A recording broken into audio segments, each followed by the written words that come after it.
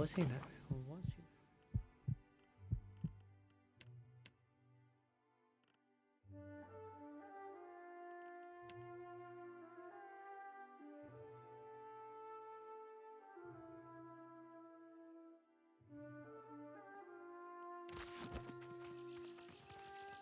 Maia Cons is the hilt of his long sabre sheathed at his belt, attention moving among the passers-by without ever settling anywhere for long.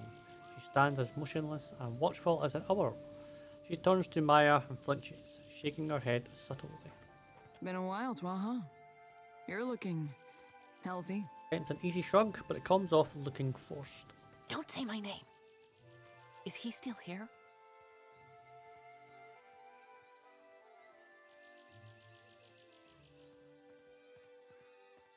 Oh, yeah. Tuaha hisses each word under her breath. She tips her hand to indicate just over her shoulder. Scan the crowd. An occasional pedestrian crosses your view, but everyone seems to be going about their business without tarrying for long. Just as you decide to give up, a passing Wana raises his eye from scribbling on a page of notes. He pockets the parchments and steps back into the obscurity of the crowd. The gesture is ominous enough, but the speed and ease of it leave you in doubt. You saw that too, right? Yes, I did. Well,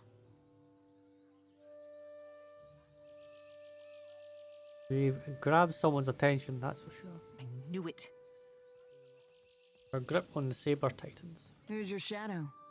I'll string him up by his thumbs before he lays a hand on you. Ooh, yes, nice. Well, he's obviously not one of ours. Unless Outtro sent someone to monitor me.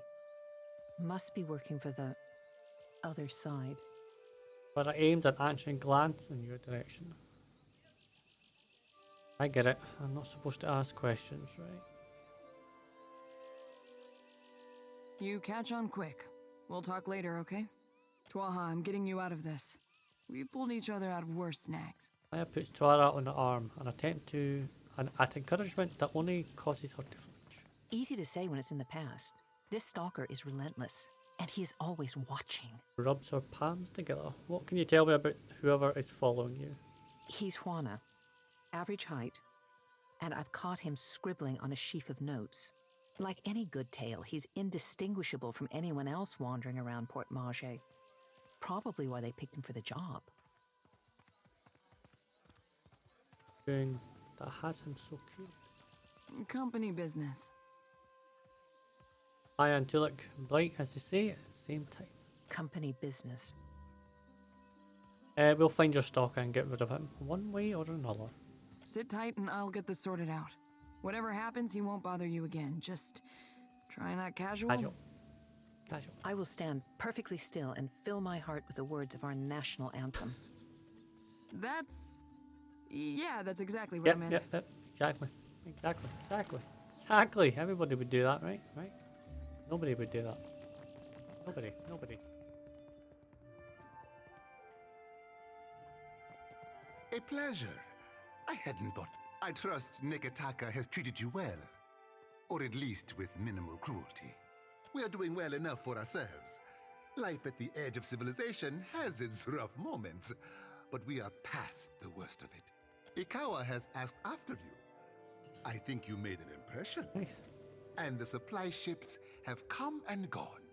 Full bellies do much to settle tempers. And you? I hear you have been making quite the name for yourself in Nekataka.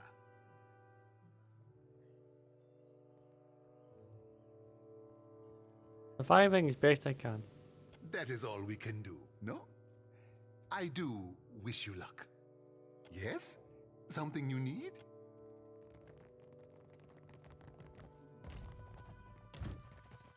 I speak to a craftsman. What say, you need something? Unassuming, Aruba turns to you with a smile. I think Maia passes you a subtle nod. That goes for you or your fetching friend. Study him carefully. He possesses the warm tones of an island Uma, calm eyes, and a minute scar on his upper lip. Your close scrutiny unnerves him, and he takes a cautious step back. That's close enough. He scratches his ear, glancing to the left and right. You almost missed it, but you spot a smudge of ink on his right thumb and index finger. As he brings down his hand, he unconsciously pats a bulge in his pocket. Now, to you, Maya makes it clear that she noticed it as well.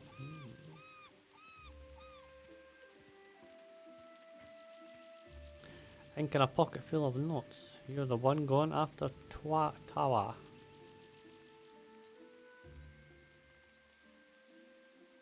How did you know about? He blinks at you and clears his throat. You must have me mistaken for someone else. This is not a name which I know.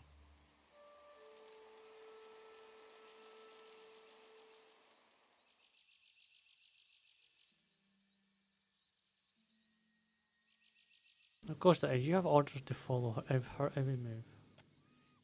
He pales, glancing left and right with alarm. No one told me to expect you.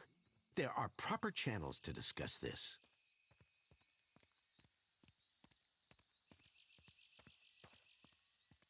Aye.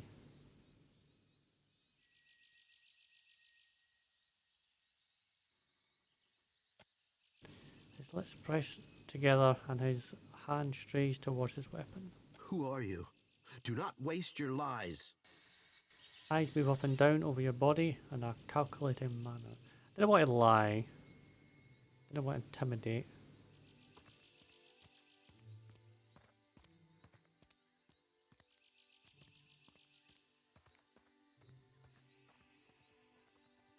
Like she really wants to get him killed.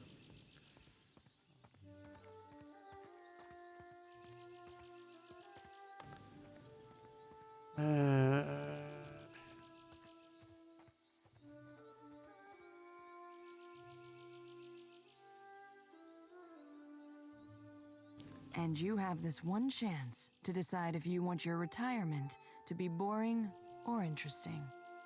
I vote interesting. Maya raises her brow and waits. Something in Maya's tone hits him, and he regards her under a brow furrowed with disapproval. Juana who conspire against their people. They are a blight on our future. You are more cancerous than any trading He company. looks Maya up and down, shaking his head. Tell us who sent you, or I'll have the hide scoured from your back. Maya grimaces, drawing her breath in a low hiss. You are all coldness and hunger, the teachings of your tribe, the tradition. None of it lives on in you. He begins to draw his weapon, his expression a mask of sorrow. He's trying to save your life, which is more than you're doing. He stills the movement of his hand, eyeing both you and Maya with deliberate slowness and consideration. If I turn and go, you will not shoot me in the back? His brow crinkles with a meagre hint of worry and self-preservation. Get out of here, you never saw anything, not to her, not to us. As you say. He nods, taking a last look at Port Mage before turning his attention to the closest available ship.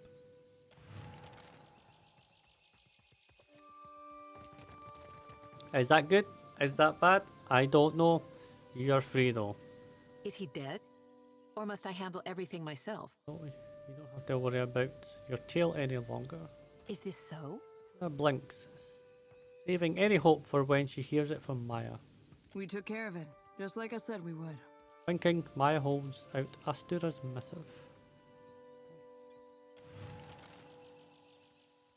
She nods, muttering under her breath. Everything seems to be in order. I'll see to it that these are addressed in good time. The edge of her mouth creeps into a smile. What did Astura send you? I'm supposed to pass these down the line and into the next set of hands. Come on. More of what you've done here. Oh, come on. That's discretion for you, That doesn't exactly answer my question. doesn't it? That's all the answer I have. Tips her head, staring at you with a genuine curiosity. We should be going. It's been an absolute delight.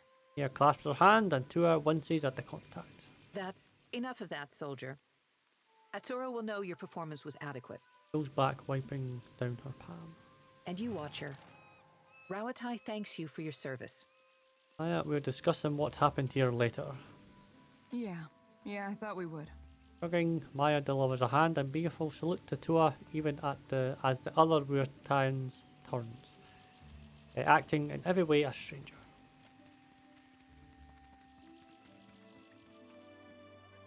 Okay, Crooked. I can tell that something's on your mind, and I owe you an explanation. Certainly do, you said. Maia nods, tipping up her chin and stooling herself. Tuaha is eccentric, I know. Even in the Navy, I never knew what to make of her. You might be asking yourself why one of the tribals would be stalking her, and if that has anything to do with our little mission. Fishing, interesting choice of words. Nodding Maia sighs. Outtro is doing important work in the Deadfire. He's bringing peace, order, bounty. Not everyone sees it that way, so he has to keep his intentions quiet. I know the secrecy doesn't look good, but I can promise you that this is for a better Deadfire. Her stalker wasn't just some creep or thief, was he? Probably not. Leave it to the Juana to distrust a lone Rowatayan who knows her business. Doesn't surprise me that they'd want to keep an eye on outsider business, or get in the way of it. Are you both spies? If I pass information from one place to the next, does that make me a spy? Makes you a spy. I suppose it depends on what side of the fence you're on. Okay, is there anything else you're not telling me? Yes, of course there is, and plenty else besides. You think Outtro tells me everything? Whatever he has planned for the Deadfire, I'm only a small part of it. But I still need to protect my part. Yeah. You have every reason to be suspicious. Just trust me that this is all for the best. I wouldn't lie about that. I've got some answers. You cook it? Alright.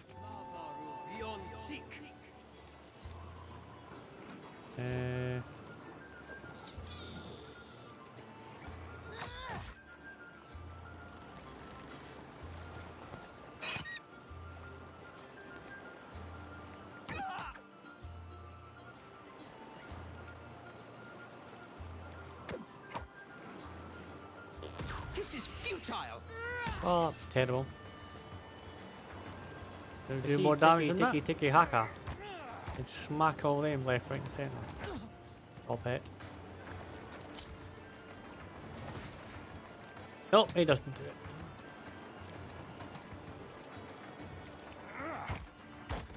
Yes?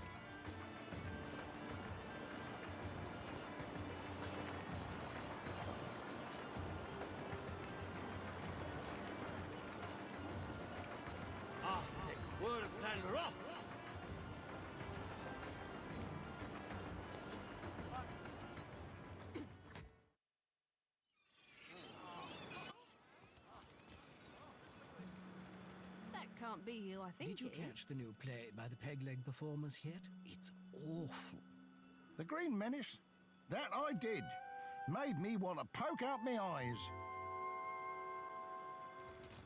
Damn me for a buttered slice of hardtack.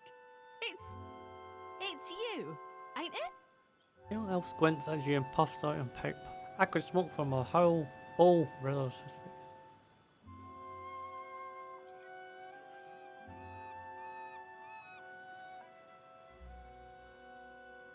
Udita. I've no idea who this is. Angry by the thumbs. At your service, he says. I'll keep it quick, see? If your little dinghy has got some chase in it, I've got a list of captains with a black mark to their name whose ships need a quick scuttling. And I'm in the market for a scuttler. She sticks a pipe in her mouth, at the side of her mouth and grins, showing a mouthful of her yellow teeth. You're offering me a bounty. Yes, where do I start? You read me like a book, you do. Then let's talk business, eh? She cracks her knuckles and grins. You'll be looking to scuttle Cornu first, one of Rowatai's finest, eh? I don't ask my client what he did or what scale his death balance is. Safer to keep questions in the hold. Hope that don't make you skittish, none. Loyalties being what they is. She clears her throat into her fist and glances off to the distance. I'll measure where my loyalties lie, thank you. If our target is worth his salt, he'll send us down to Andra's realm anyway. Maia folds her arms and nods stiffly. Mark me. But the bird lass thinks she's true-born principe, she does. She doffs her hat to Maia. Of course you will. Knows a good opportunity when you seize it. Cornu helms a Voyager early muster in the waters north of Nakataka and south of Sayuka. Avon. keen as I am to accept your offer, you've got your work cut out for you. She thumbs the corners of her pipe and shrugs. Scuttle your current target before moving on to another, eh? Where'd your bounce come from? Takes the pipe from her mouth and glances away, sighting through her nose. Better if you don't ask. In that case, back to my lookers. Rotate. Alright. Why not? Go on. Because the Deadfire's in a big, ugly power play, it is. Ah. And not everyone gets quartered for being in the game. One captain, she's a piece, standing 20 rounds distant from the real players. Another, he's a means to some unknowable end. Who's to say why they both need to die? Yeah, okay. And the type of clients he pays for the red worker scuttling. They don't blow the gaff to the elf. Points first to you. She points first to you and then back to her before wedging the pipe back here, actually. Keep moving. This here is for the crew of the Divine Barge. You ain't a part of it, so you ain't getting inside. I'm in the green graces of the prince, but surely that should count for something. Listen, I'm from the Deerwood. We don't lick someone's boots just 'cause they're important. I won't even curtsy when I throw your ass out of here. Now get! Yeah. Père Complanca, let us pass. I know you have Jacquelot. I have known him since I was a girl in the Republics. So, why should I care? He saved my life. He has saved the lives of many of our kind.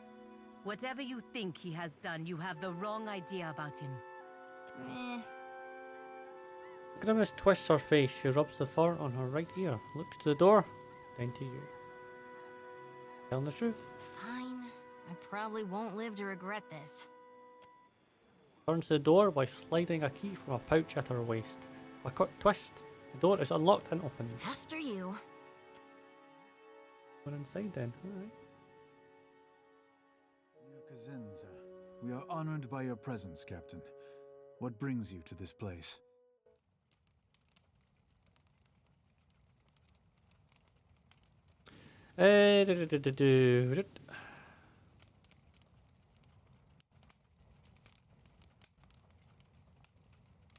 You have abducted the Animancer Jacquelot, a valued citizen of the Valian Republics.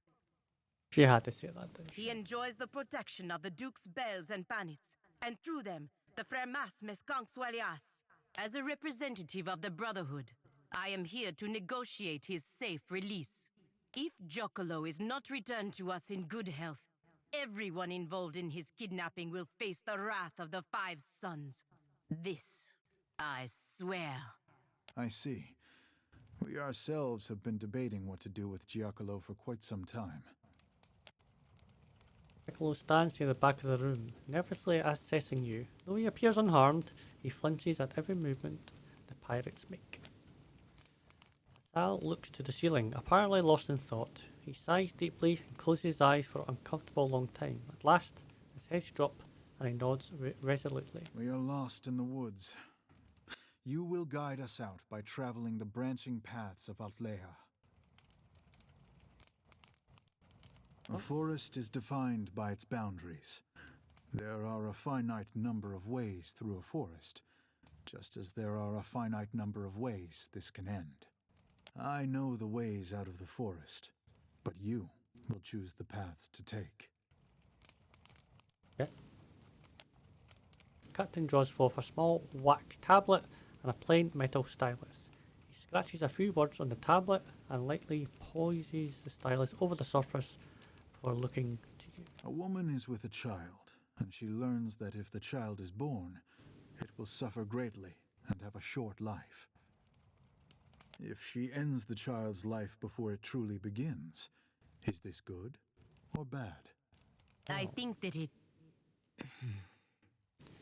Pallegina falters and goes quiet, and then looks to you.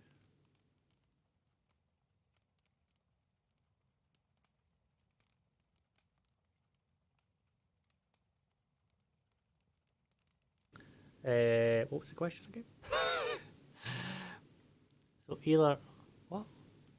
Yeah, there was two questions. There was two questions. What one am I what am I looking at? Fucking kidding me. I think it's more complicated than that. It is. But I am the Pathmaster, and you are the Traveler. I decide what paths exist, and you decide what paths you take. Okay then, it's bad then.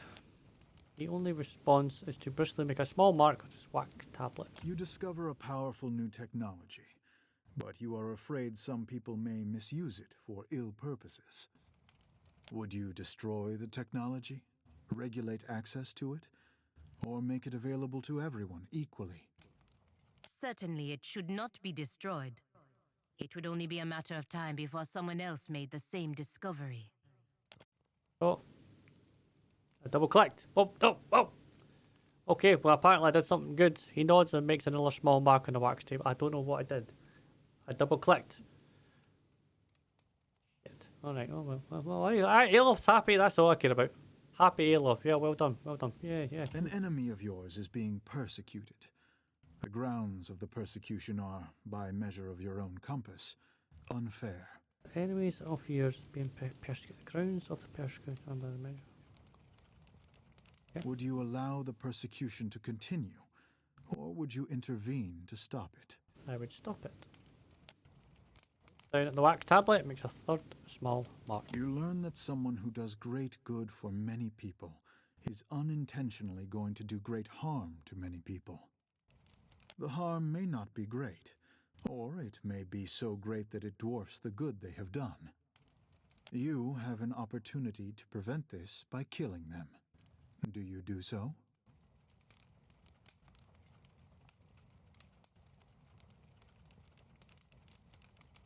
Some other possibility. In a world that is not the one I have proposed, perhaps. But these are the branching paths. Then I guess I would kill them. Very well. First mark on the tablet, then takes it in both hands, counting the talons. Your path has led to this conclusion.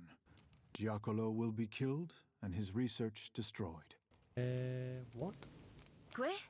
What is this? You haven't even explained what he's done. What? Giacomo has discovered a method by which one may detect a godlike fetus in a mother's womb. The words hang in the air. The captain waits for Pallegina's reaction, but she remains silent. She clenches her jaw and nods for Tatzel to continue. In the Deadfire archipelago, parents consider a godlike child to be a blessing. From Bereth and Helia to Andra and Galawain, all are beloved, save those of Scan. Appearing mutilated at birth, many godlike of Scan are killed with the tacit approval of the tribe. Those who aren't killed lead miserable lives.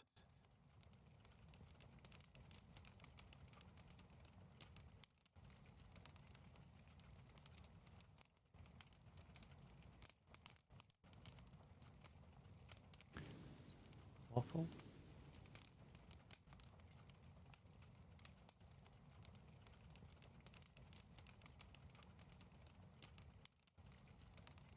I agree, as does my crew, which is why we decided to bring Giacomo here to decide what should be done about him, and his research.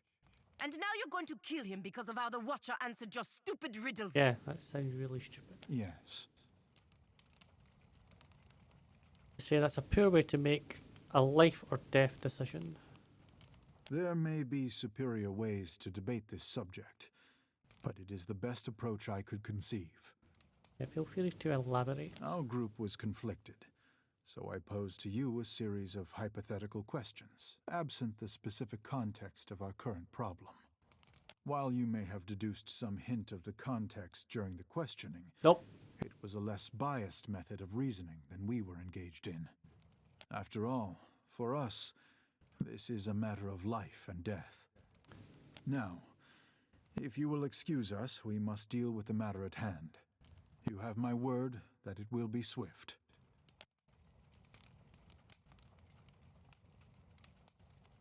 Attack. Attack. I cannot make the same promise, Captain. Yeah! Alright. I did not expect that, folks. I did not expect that. Okay. Alright. Okay. I did not expect that.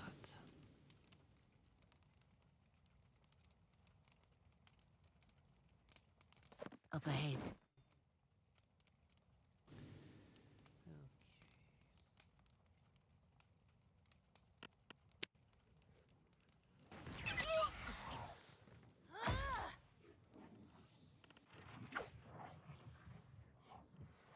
were saying?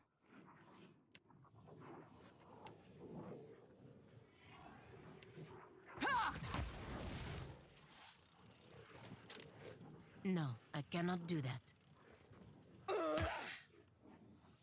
Why not?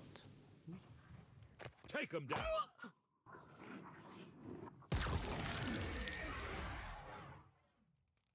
Take damage.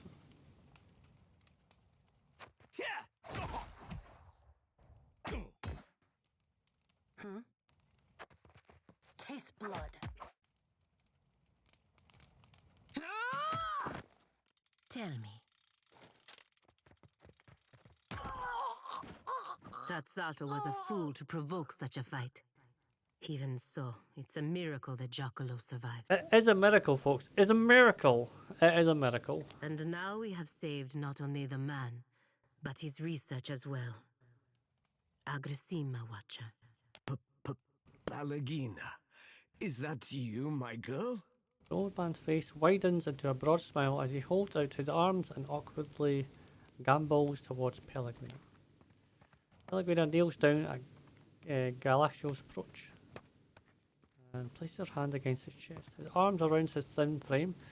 How she closes her eyes and smiles as he holds her. I thought those pirates Cola, would Cola. have been the end of me. Yeah, well, technically, yes. Twice. Not Twice. if I could do something about it. I owe you too much to let something happen to you over some nonsense. Shadow of concern falls over the old man's face. His forehead grows thick with worried wrinkles at the gentle, and he gently pulls Pellegrino to her feet. My girl, what that satyr said is not nonsense. He had good reason to be afraid. To you for confirmation.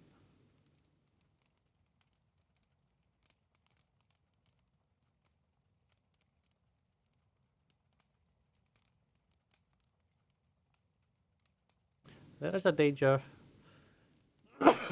Excuse me. I think I might be saying there is a danger.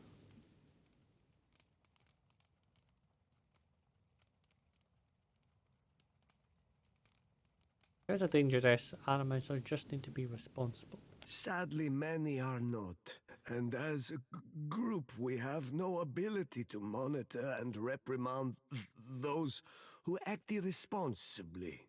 And you should not be expected to. Who would even be capable of doing such a thing?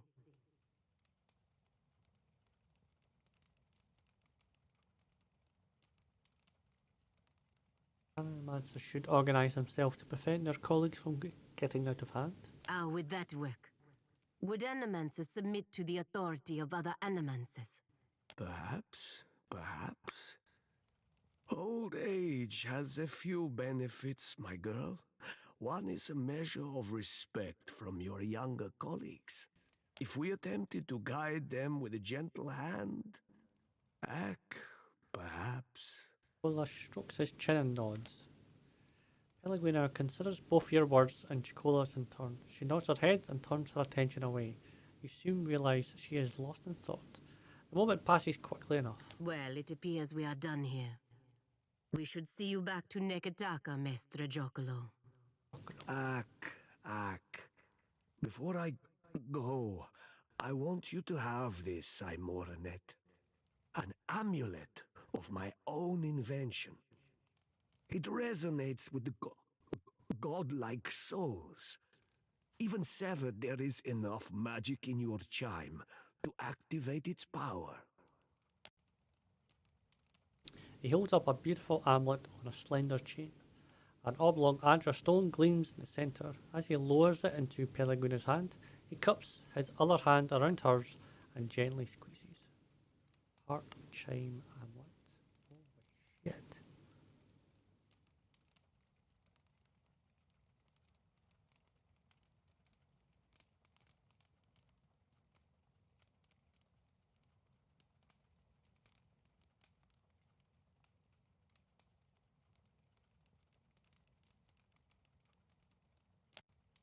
Pellegrino smiles and nods to him before letting go. There is sadness in her eyes, but she regains her composure quickly. appreciate all you have done. Both of you. He smiles, nods, and shuffles off towards the dog. Well, that was odd.